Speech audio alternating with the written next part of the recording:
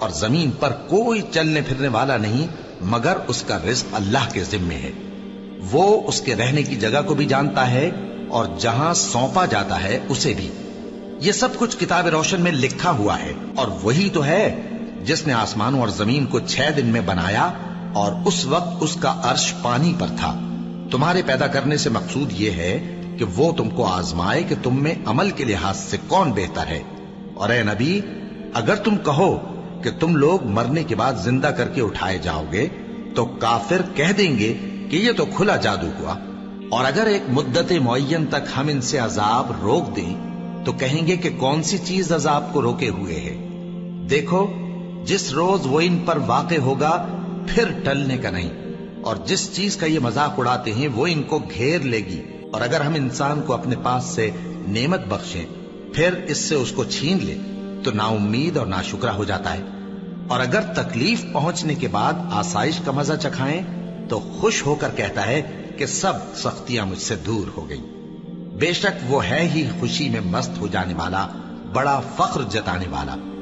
ہاں، جنہوں نے صبر کیا اور عمل نیک کیے یہی ہیں جن کے لیے بخشش اور اجر عظیم ہے. تو شاید تم کچھ چیز وہی میں سے جو تمہارے پاس آتی ہے چھوڑ دو اور اس خیال سے تمہارا دل تنگ ہو کہ کافر یہ کہنے لگیں کہ اس پر کوئی خزانہ کیوں نہیں نازل ہوا یا اس کے ساتھ کوئی فرشتہ کیوں نہیں آیا. اے نبی، تم تو صرف نصیحت کرنے والے ہو اور اللہ ہر چیز کا نگہبان ہے. کیا یہ لوگ کہتے ہیں کہ اس نے قرآن از خود بنا لیا ہے؟ کہہ دو کہ اگر سچے ہو تو تم بھی ایسی 10 صورتیں بنا لاؤ اور اللہ کے سوا جس جس کو بلا سکتے ہو بلا بھی لو. بس اگر وہ تمہاری بات قبول نہ کریں تو جان لو کہ یہ قرآن اللہ کے علم سے اترا ہے اور یہ کہ اس کے سوا کوئی معبود نہیں. تو کیا تم لوگ اسلام لاتے ہو؟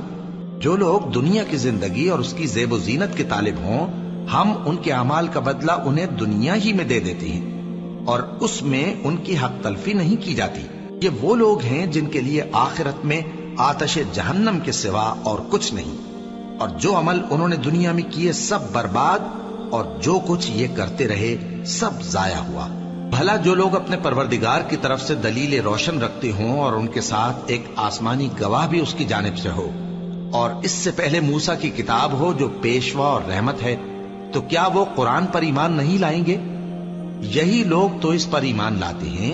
اور جو کوئی اور فرقوں میں سے اس سے منکر ہو تو اس کا ٹھکانہ آگ ہے. تو تم اس قرآن سے شک میں نہ ہونا، یہ تمہارے پروردگار کی طرف سے حق ہے، لیکن اکثر لوگ ایمان نہیں لاتے. اور اس سے بڑھ کر ظالم کون ہوگا جو اللہ پر جھوٹ باندھے؟ ایسے لوگ اپنے رب کے سامنے پیش کیے جائیں گے اور گواہ کہیں گے کہ یہی لوگ ہیں جنہوں نے اپنے پروردگار پر جھوٹ بولا تھا. سن رکھو کہ ظالموں پر اللہ کی لعنت ہے، جو اللہ کے رستے سے روکتے اور اس میں کجی چاہتی ہیں اور وہ آخرت کا بھی انکار کرتے ہیں. یہ لوگ زمین میں کہیں چھپ کر اللہ کو ہرا نہیں سکتے اور نہ اللہ کے سوا کوئی ان کا حمایتی ہے. اے پیغمبر، ان کو دگنا عذاب دیا جائے گا کیونکہ یہ شدت کفر سے تمہاری بات نہیں سن سکتے تھے اور نہ تم کو دیکھ سکتے تھے. یہی ہیں جنہوں نے اپنے آپ کو خسارے میں ڈالا اور جو کچھ یہ افترا کیا کرتے تھے ان سے جاتا رہا. بلا شبہ یہ لوگ آخرت میں سب سے زیادہ نقصان پانے والے ہیں. جو لوگ ایمان لائے اور عمل نیک کیے اور اپنے پروردگار کے آگے عاجزی کی یہی صاحب جنت ہیں، ہمیشہ اس میں رہیں گے. دونوں فریقوں یعنی کافر و مومن کی مثال ایسی ہے جیسے ایک اندھا بہرا ہو اور ایک دیکھتا سنتا. بھلا دونوں کا حال یکساں ہو سکتا ہے؟ پھر تم سوچتے کیوں نہیں؟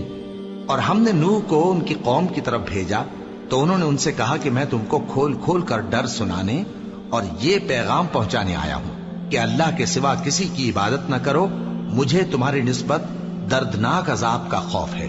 تو ان کی قوم کے سردار جو کافر تھے کہنے لگے کہ ہم تم کو اپنے ہی جیسا ایک آدمی دیکھتے ہیں اور یہ بھی دیکھتے ہیں کہ تمہارے پیرو وہی لوگ ہوئے ہیں جو ہم میں ادنا درجے کے ہیں اور وہ بھی سطحی رائے سے، اور ہم تم میں اپنے اوپر کسی طرح کی فضیلت نہیں دیکھتے بلکہ تمہیں جھوٹا خیال کرتے ہیں. فرمایا کہ اے قوم دیکھو تو اگر میں اپنے پروردگار کی طرف سے دلیل روشن رکھتا ہوں اور اس نے مجھے اپنے ہاں سے رحمت بخشی ہو جس کی حقیقت تم سے پوشیدہ ہو گئی ہے، تو کیا ہم اس کے لیے تمہیں مجبور کر سکتے ہیں جبکہ تم اس سے ناخوش ہو؟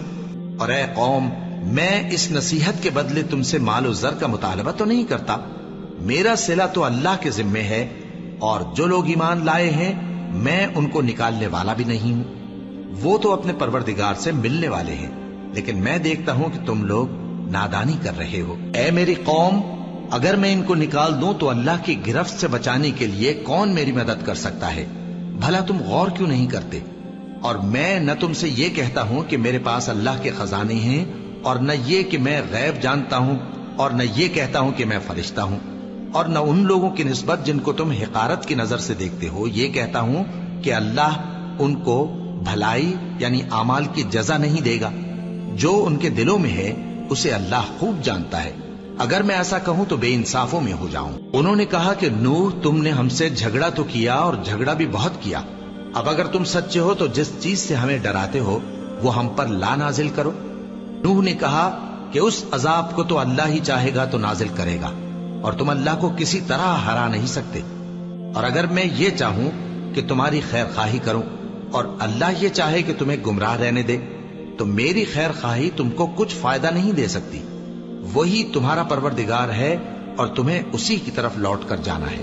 کیا یہ لوگ کہتے ہیں کہ اس پیغمبر نے قرآن اپنے دل سے بنا لیا ہے؟ کہہ دو کہ اگر میں نے دل سے بنا لیا ہے تو میرے گناہ کا وبال مجھ پر، اور جو گناہ تم کرتے ہو اس سے میں بری الذمہ ہوں. اور نوح کی طرف وحی کی گئی کہ تمہاری قوم میں جو لوگ ایمان لا چکے ان کے سوا اور کوئی ایمان نہیں لائے گا.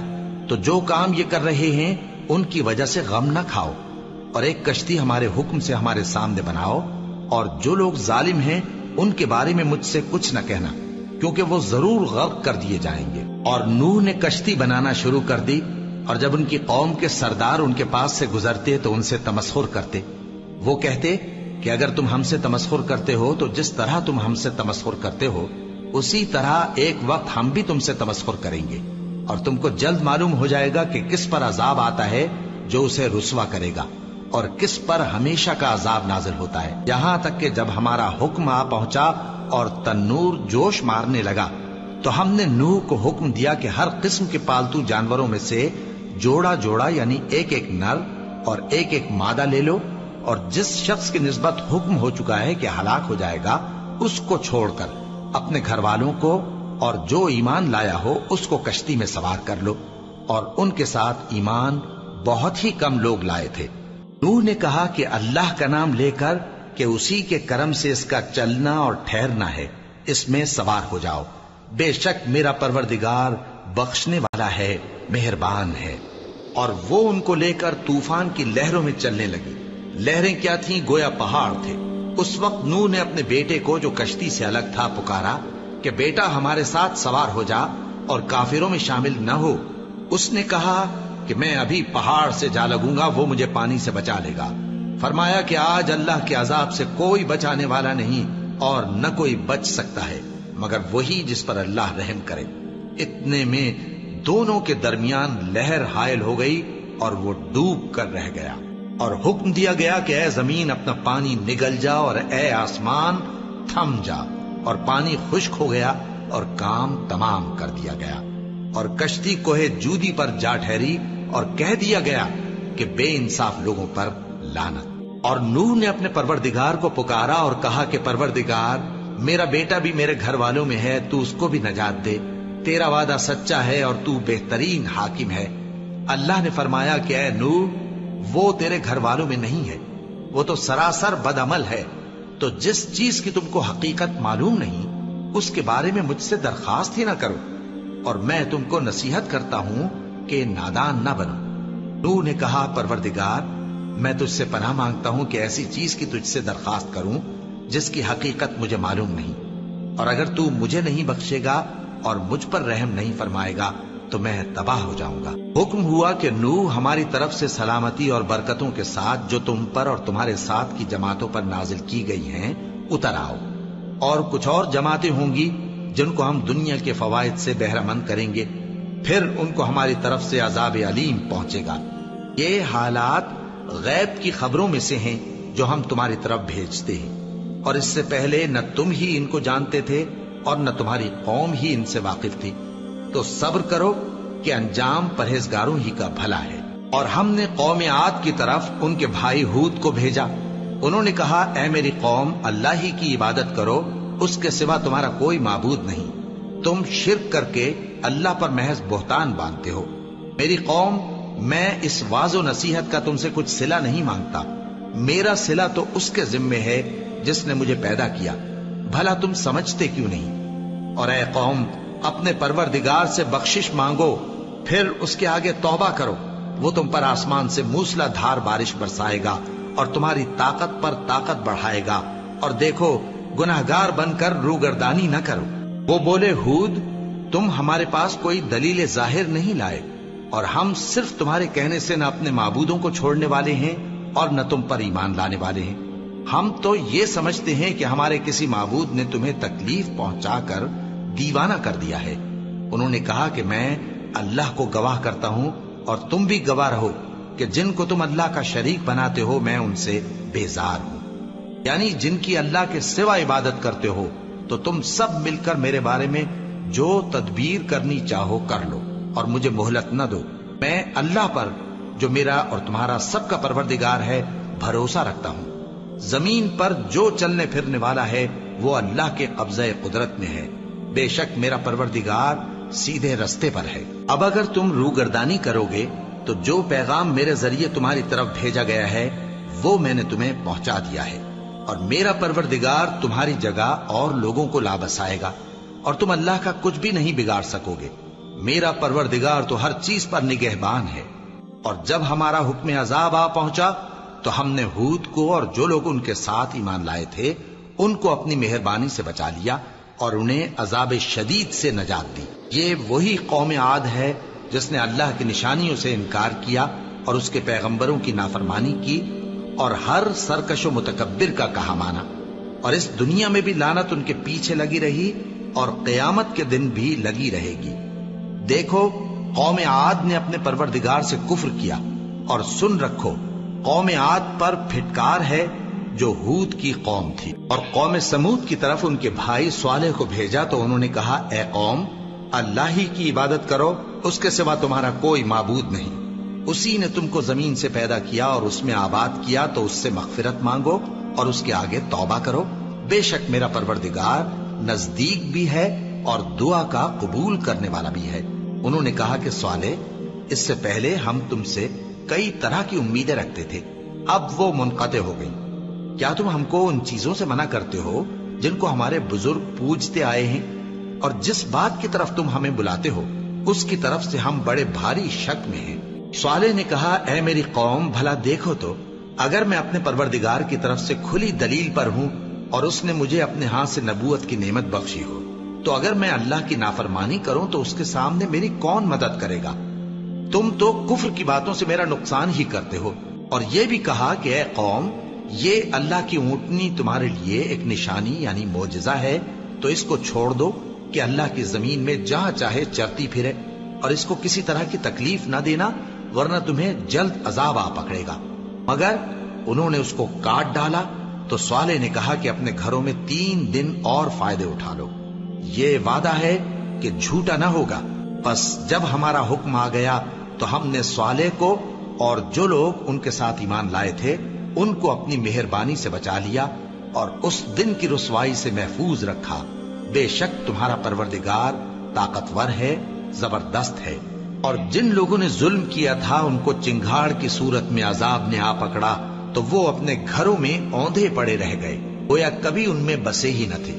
سن رکھو کہ قوم سمود نے اپنے پروردگار سے کفر کیا، اور سن رکھو قوم سمود پر پھٹکار ہے. اور ہمارے فرشتے ابراہیم کے پاس بشارت لے کر آئے تو سلام کہا، انہوں نے بھی جواب میں سلام کہا. ابھی کچھ وقفہ نہیں ہوا تھا کہ ابراہیم ایک بھنا ہوا بچڑا لے آئے. پھر جب دیکھا کہ ان کے ہاتھ کھانے کی طرف نہیں بڑھتے یعنی وہ کھانا نہیں کھاتے تو ان کو اجنبی سمجھ کر دل میں خوف کیا. فرشتوں نے کہا کہ خوف نہ کیجیے، ہم قوم لوط کی طرف ان کے ہلاک کرنے کو بھیجے گئے ہیں. اور ابراہیم کی بیوی جو پاس کھڑی تھی ہنس پڑی، تو ہم نے اس کو اسحاق کی اور اسحاق کے بعد یعقوب کی خوشخبری دی. اس نے کہا اے میرے بچہ ہوگا، میں تو بڑھیا ہوں اور یہ میرے میاں بھی بوڑھے ہیں، یہ تو بڑی عجیب بات ہے. انہوں نے کہا کیا تم اللہ کی قدرت سے تعجب کرتی ہو؟ اے اہل بیت، تم پر اللہ کی رحمت اور اس کی برکتیں ہیں، وہ لائق تعریف ہے، بڑا ہے۔ پھر جب ابراہیم سے خوف جاتا رہا اور ان کو خوشخبری بھی مل گئی تو قوم لوط کے بارے میں لگے ہم سے بحث کرنے۔ بے شک ابراہیم بڑے تحمل والے، نرم دل اور رجوع کرنے والے تھے۔ اے ابراہیم، اس بات کو جانے دو، تمہارے پروردگار کا حکم آ پہنچا ہے اور ان لوگوں پر عذاب آنے والا ہے جو کبھی نہیں ٹلنے کا۔ اور جب ہمارے فرشتے لوط کے پاس آئے تو وہ ان کے آنے سے غمناک اور تنگ دل ہوئے اور کہنے لگے کہ آج کا دن بڑی مشکل کا دن ہے۔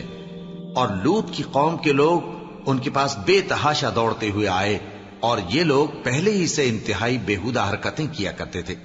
لوط نے کہا کہ اے بھائیو، یہ جو میری قوم کی لڑکیاں ہیں یہ تمہارے لیے جائز اور پاک ہیں، تو اللہ سے ڈرو اور میرے مہمانوں کے بارے میں مجھے بے آبرو نہ کرو۔ کیا تم میں کوئی بھی شائستہ آدمی نہیں؟ وہ بولے تم کو معلوم ہے کہ تمہاری ان بیٹیوں کی ہمیں کچھ حاجت نہیں، اور جو ہماری غرض ہے اسے تم خوب جانتے ہو۔ لوط نے کہا اے کاش مجھ میں تمہارے مقابلے کی طاقت ہوتی یا میں کسی مضبوط قلعے میں پناہ لے لیتا۔ فرشتوں نے کہا اے لوط، ہم تمہارے پروردگار کے فرشتے ہیں، یہ لوگ ہرگز تم تک نہیں پہنچ سکیں گے، تو کچھ رات رہے سے اپنے گھر والوں کو لے کر چل دو اور تم میں سے کوئی شخص پیچھے مڑ کر نہ دیکھے، مگر تمہاری بیوی کے جو آفت ان پر پڑنے والی ہے وہی اس پر بھی پڑے گی۔ ان کے عذاب کے وعدے کا وقت صبح ہے، اور کیا صبح کچھ دور ہے؟ پھر جب ہمارا حکم آیا ہم نے اس بستی کو الٹ کر نیچے اوپر کر دیا اور ان پر پتھر کی تہ بتہ کنکریاں برسائیں جن پر تمہارے پروردگار کے ہاں سے نشان کیے ہوئے تھے، اور وہ بستی ان ظالموں سے کچھ دور نہیں۔ اور مدین کی طرف ان کے بھائی شعیب کو بھیجا تو انہوں نے کہا کہ اے قوم، اللہ ہی کی عبادت کرو کہ اس کے سوا تمہارا کوئی معبود نہیں، اور ناپ اور تول میں کمی نہ کیا کرو، میں تو تم کو آسودہ حال دیکھتا ہوں، اور اگر تم ایمان نہ لاؤ گے تو مجھے تمہارے بارے میں ایک ایسے دن کے عذاب کا خوف ہے جو تم کو گھیر کر رہے گا۔ اور اے میری قوم، ناپ اور تول انصاف کے ساتھ پوری پوری کیا کرو، اور لوگوں کو ان کی چیزیں کم نہ دیا کرو، اور زمین میں خرابی کرتے نہ پھرو۔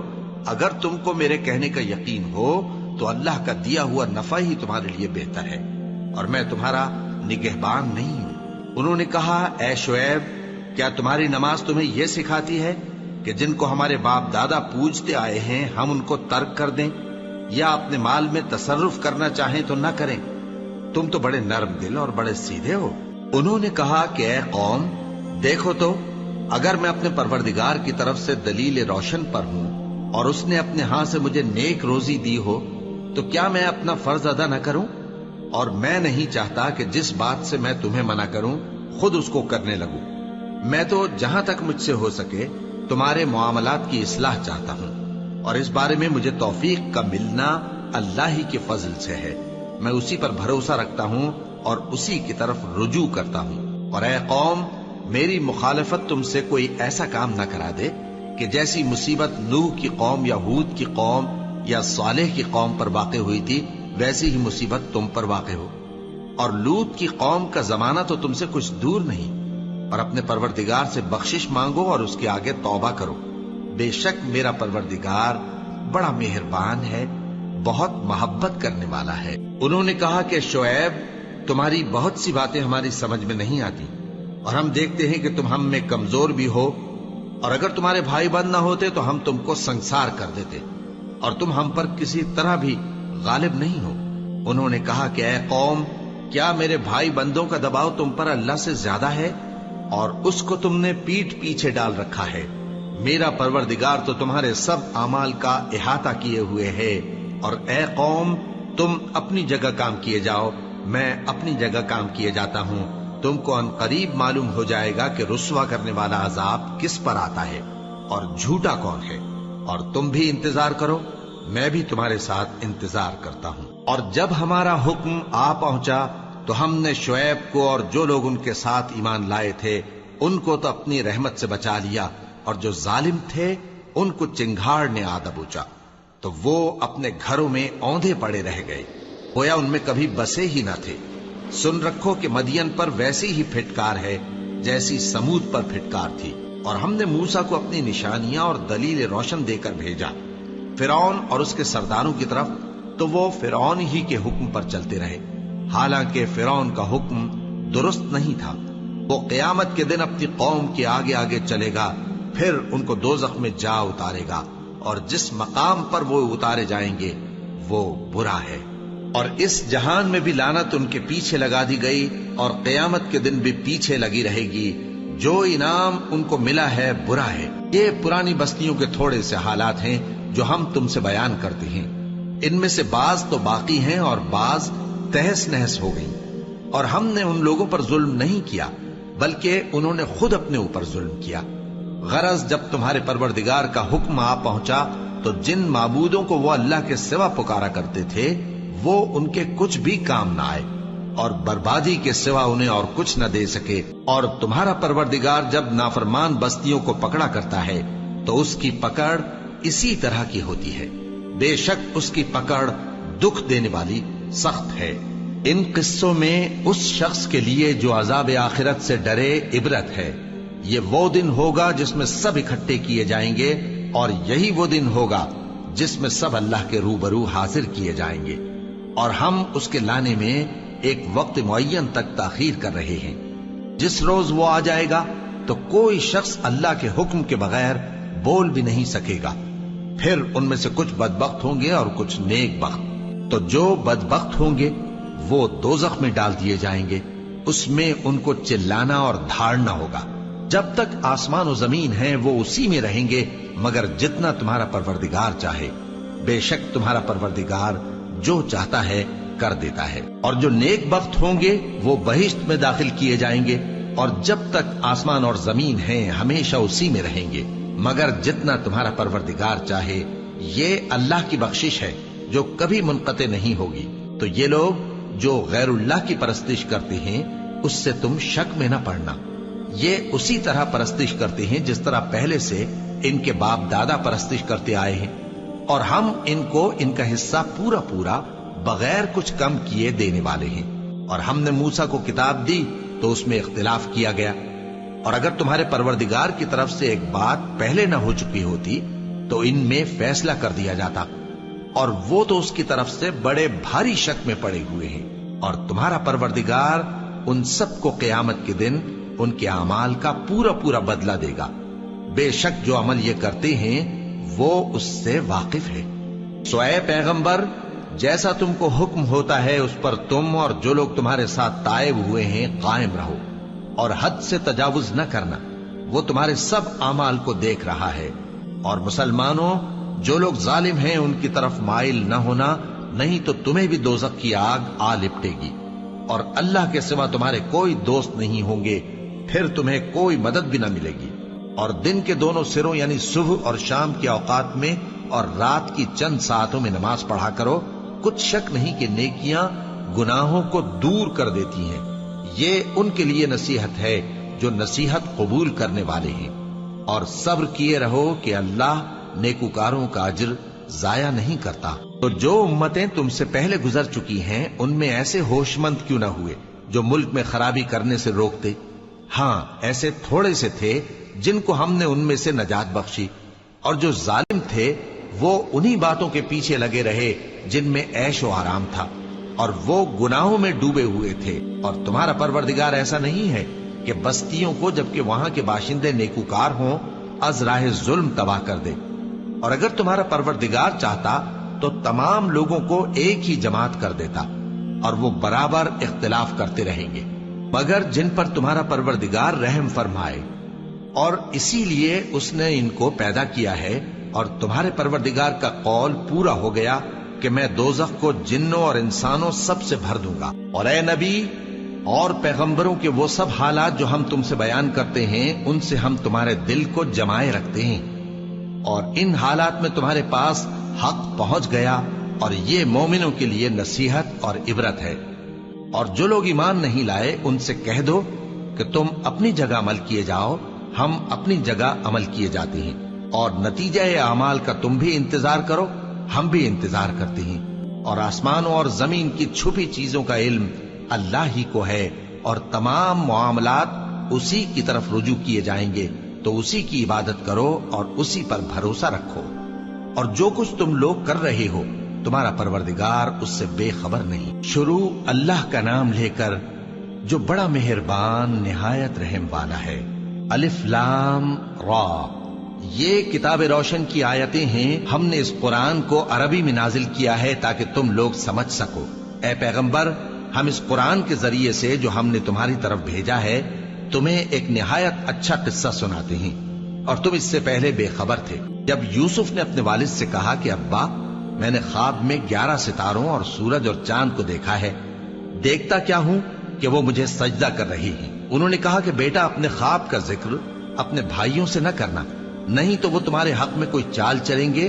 کچھ شک نہیں کہ شیطان انسان کا کھلا دشمن ہے، اور اسی طرح اللہ تمہیں برگزیدہ و ممتاز کرے گا اور خواب کی باتوں کی تعبیر کا علم سکھائے گا، اور جس طرح اس نے اپنی نعمت پہلے تمہارے دادا پر دادا ابراہیم اور اسحاق پر پوری کی تھی، اسی طرح تم پر اور اولاد یعقوب پر پوری کرے گا۔ بے شک تمہارا پروردگار سب کچھ جاننے والا ہے، حکمت والا ہے۔ ہاں، یوسف اور ان کے بھائیوں کے قصے میں پوچھنے والوں کے لیے بہت سی نشانیاں ہیں۔ جب انہوں نے آپس میں تذکرہ کیا کہ یوسف اور اس کا بھائی ابا کو ہم سے زیادہ پیارے ہیں، حالانکہ ہم جماعت کی جماعت ہیں، کچھ شک نہیں کہ ابا کھلی غلطی پر ہیں۔ یوسف کو یا تو جان سے مار ڈالو یا کسی ملک میں پھینک آؤ، پھر ابا کی توجہ صرف تمہاری طرف ہو جائے گی، اور اس کے بعد تم نیک لوگوں میں ہو جاؤ گے۔ ان میں سے ایک کہنے والے نے کہا کہ یوسف کو جان سے نہ مارو، کسی اندھے کنویں میں ڈال دو کہ کوئی راہگیر اسے نکال کر کسی دوسرے ملک میں لے جائے گا۔ اگر تم کو کرنا ہی ہے تو یوں کرو۔ یہ مشورہ کر کے وہ اپنے والد سے کہنے لگے کہ ابا جان، کیا سبب ہے کہ آپ یوسف کے بارے میں ہمارا اعتبار نہیں کرتے، حالانکہ ہم اس کے خیر خواہ ہیں؟ کل اسے ہمارے ساتھ بھیج دیجئے کہ خوب میوے کھائے اور کھیلے کودے، ہم اس کے نگہبان ہیں۔ انہوں نے کہا کہ یہ امر مجھے غمناک کیے دیتا ہے کہ تم اسے لے جاؤ، یعنی وہ مجھ سے جدا ہو جائے، اور مجھے یہ بھی خوف ہے کہ تم کھیل میں اس سے غافل ہو جاؤ اور اسے بھیڑیا کھا جائے۔ وہ کہنے لگے کہ اگر ہماری موجودگی میں کہ ہم ایک طاقتور جماعت ہیں اسے بھیڑیا کھا گیا تو ہم بڑے نقصان میں پڑ گئے۔ غرض جب وہ اس کو لے گئے اور اس بات پر اتفاق کر لیا کہ اس کو اندھے کنویں میں ڈال دیں، اور ہم نے یوسف کی طرف وحی بھیجی کہ ایک وقت ایسا آئے گا کہ تم انہیں ان کے اس سلوک سے آگاہ کرو گے، اور ان کو اس وحی کی کچھ خبر نہ ہوگی۔ اور یہ حرکت کر کے وہ رات کے وقت باپ کے پاس روتے ہوئے آئے، کہنے لگے کہ ابا جان، ہم تو دوڑنے اور ایک دوسرے سے آگے نکلنے میں مصروف ہو گئے اور یوسف کو اپنے اسباب کے پاس چھوڑ گئے تو اسے بھیڑیا کھا گیا، اور آپ ہماری بات کو گو ہم سچ ہی کہتے ہیں باور نہیں کریں گے۔ اور ان کے کرتے پر جھوٹ موٹ کا لہو بھی لگا لائے۔ یعقوب نے کہا کہ یوں نہیں ہے، بلکہ تم اپنے دل سے یہ بات بنا لائے ہو۔ اچھا، صبر کہ وہی خوب ہے، اور جو تم بیان کرتے ہو اس کے بارے میں اللہ ہی سے مدد چاہیے۔ اور اب اللہ کی شان دیکھو کہ اس کنویں کے قریب ایک قافلہ آوارد ہوا اور انہوں نے پانی کے لیے اپنا سقا بھیجا، تو اس نے کنویں میں ڈول لٹکایا، یوسف اس سے لٹک گئے۔ وہ بولا، زہے قسمت، یہ تو ایک لڑکا ہے، اور اس کو قیمتی سرمایہ سمجھ کر چھپا لیا۔ اور جو کچھ وہ کرتے تھے اللہ کو خوب معلوم تھا، اور انہوں نے اس کو تھوڑی سی قیمت یعنی مادود چند درہموں پر بیچ ڈالا، اور وہ اس سے بیزار ہو رہے تھے۔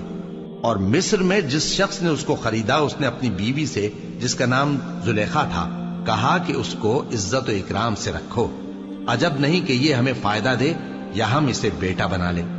اس طرح ہم نے یوسف کو سرزمین مصر میں جگہ دی، اور غرض یہ تھی کہ ہم ان کو خواب کی باتوں کی تعبیر سکھائیں، اور اللہ اپنے کام پر غالب ہے لیکن اکثر لوگ نہیں جانتے۔ اور جب وہ اپنی جوانی کو پہنچے تو ہم نے ان کو دانائی اور علم عطا کیا، اور نیکوکاروں کو ہم اسی طرح بدلہ دیا کرتے ہیں۔ اور جس عورت کے گھر میں وہ رہتے تھے اس نے ان کو اپنی طرف مائل کرنا چاہا، اور دروازے بند کر کے کہنے لگی، یوسف جلدی آؤ۔ انہوں نے کہا کہ اللہ پناہ میں رکھے، وہ یعنی تمہارے میاں تو میرے آقا ہیں، انہوں نے مجھے اچھی طرح سے رکھا ہے، میں ایسا ظلم نہیں کر سکتا، بے شک ظالم لوگ فلاح نہیں پائیں گے۔ اور اس عورت نے ان کا قصد کیا اور انہوں نے اس کا قصد کیا۔ اگر وہ اپنے پروردگار کی نشانی نہ دیکھتے تو جو ہوتا سو ہوتا۔ یوں اس لیے کیا گیا کہ ہم ان سے برائی اور بے حیائی کو روک دیں۔ بے شک وہ ہمارے چنے ہوئے بندوں میں سے تھے۔ اور دونوں دروازے کی طرف بھاگے، آگے یوسف پیچھے زلیخا، اور عورت نے ان کا کرتا پیچھے سے پکڑ کر جو کھینچا تو پھاڑ ڈالا، اور دونوں کو دروازے کے پاس عورت کا خاوند مل گیا۔ تو عورت بولی کہ جو شخص تمہاری بیوی کے ساتھ برا ارادہ کرے اس کی اس کے سوا کیا سزا ہے کہ یا تو قید کیا جائے یا اسے دکھ کا عذاب دیا جائے۔ یوسف نے کہا اسی نے مجھ کو اپنی طرف مائل کرنا چاہا تھا، اور اس کے خاندان میں سے ایک گواہ نے گواہی دی کہ اگر اس کا کرتا آگے سے پھٹا ہو تو یہ سچی اور یوسف جھوٹا ہے، اور اگر کرتا پیچھے سے پھٹا ہو تو یہ جھوٹی اور وہ سچا ہے۔ سو جب اس کا کرتا دیکھا تو پیچھے سے پھٹا تھا، تب اس نے زلیخا سے کہا کہ یہ تمہارا ہی فریب ہے، اور کچھ شک نہیں کہ تم عورتوں کے فریب بڑے بھاری ہوتے ہیں۔ یوسف اس بات کا خیال نہ کر، اور زلیخا تو اپنے گناہ کی بخشش مانگ، بے شک خطا تیری ہی ہے۔ اور شہر میں عورتیں گفتگویں کرنے لگیں کہ عزیز کی بیوی اپنے غلام کو اپنی طرف مائل کرنا چاہتی ہے، اور اس کی محبت اس کے دل میں گھر کر گئی ہے، ہم دیکھتی ہیں کہ وہ کھلی گمراہی میں ہے۔ پھر جب زلیخا نے ان عورتوں کی گفتگو جو حقیقت میں دیدار یوسف کے لیے ایک چال تھی سنی، تو ان کے پاس دعوت کا پیغام بھیجا اور ان کے لیے ایک محفل مرتب کی، اور پھل تراشنے کے لیے ہر ایک کو ایک ایک چھری دی، اور یوسف سے کہا کہ ان کے سامنے آؤ۔ جب عورتوں نے ان کو دیکھا تو ان کا روب حسن ان پر ایسا چھا گیا کہ پھل تراشتے تراشتے اپنے ہاتھ کاٹ لیے، اور بے ساختہ بول اٹھیں کہ اللہ پاک ہے، یہ آدمی نہیں، یہ تو کوئی بزرگ فرشتہ ہے۔ زلیخا نے کہا تو یہ وہی ہے جس کے بارے میں تم مجھے تانے دیتی تھیں، اور بے شک میں نے اس کو اپنی طرف مائل کرنا چاہا مگر یہ بچا رہا، اور اگر یہ وہ کام نہ کرے گا جو میں اسے کہتی ہوں تو قید کر دیا جائے گا اور ذلیل ہوگا۔ یوسف نے دعا کی کہ پروردگار جس کام کی طرف یہ مجھے بلاتی ہیں اس کی نسبت مجھے قید پسند ہے، اور اگر تو مجھ سے ان کے فریب کو نہ ہٹائے گا تو میں ان کی طرف مائل ہو جاؤں گا اور نادانوں میں سے ہو جاؤں گا۔ پس ان کے رب نے ان کی دعا قبول کر لی اور ان سے عورتوں کا داؤں ٹال دیا، بے شک وہی تو سننے والا ہے، جاننے والا ہے۔ پھر باوجود اس کے کہ وہ لوگ ان کی بے گناہی کے نشان دیکھ چکے تھے، ان کی رائے یہی ٹھہری کہ کچھ عرصے کے لیے ان کو قید ہی کر دیں، اور ان کے ساتھ دو اور جوان بھی داخل زندہ ہوئے۔ ایک نے ان میں سے کہا کہ میں نے خواب دیکھا ہے، دیکھتا کیا ہوں کہ شراب کے لیے انگور نچوڑ رہا ہوں۔ دوسرے نے کہا کہ میں نے بھی خواب دیکھا ہے، میں یہ دیکھتا ہوں کہ اپنے سر پر روٹیاں اٹھائے ہوئے ہوں اور پرندے ان میں سے کھا رہے ہیں، تو ہمیں ان کی تعبیر بتا دیجئے کہ ہم تمہیں نیکوکار دیکھتے ہیں۔ یوسف نے کہا کہ جو کھانا تم کو ملنے والا ہے وہ آنے نہیں پائے گا کہ میں اس سے پہلے تم کو اس کی تعبیر بتا دوں گا۔ یہ ان باتوں میں سے ہے جو میرے پروردگار نے مجھے سکھائی ہیں۔ جو لوگ اللہ پر ایمان نہیں لاتے اور آخرت کا انکار کرتے ہیں، میں نے ان کا مذہب چھوڑ دیا ہے، اور میں اپنے باپ دادا ابراہیم اور اسحاق اور یعقوب کے مذہب پر چلتا ہوں۔ ہمیں شایع نہیں ہے کہ کسی چیز کو اللہ کے ساتھ شریک بنائیں، یہ اللہ کا فضل ہے ہم پر بھی اور لوگوں پر بھی، لیکن اکثر لوگ شکر نہیں کرتے۔ اے میرے قید خانے کے رفیقو، بھلا کئی جدا جدا آقا اچھے یا اللہ جو اکیلا ہے سب پر غالب ہے؟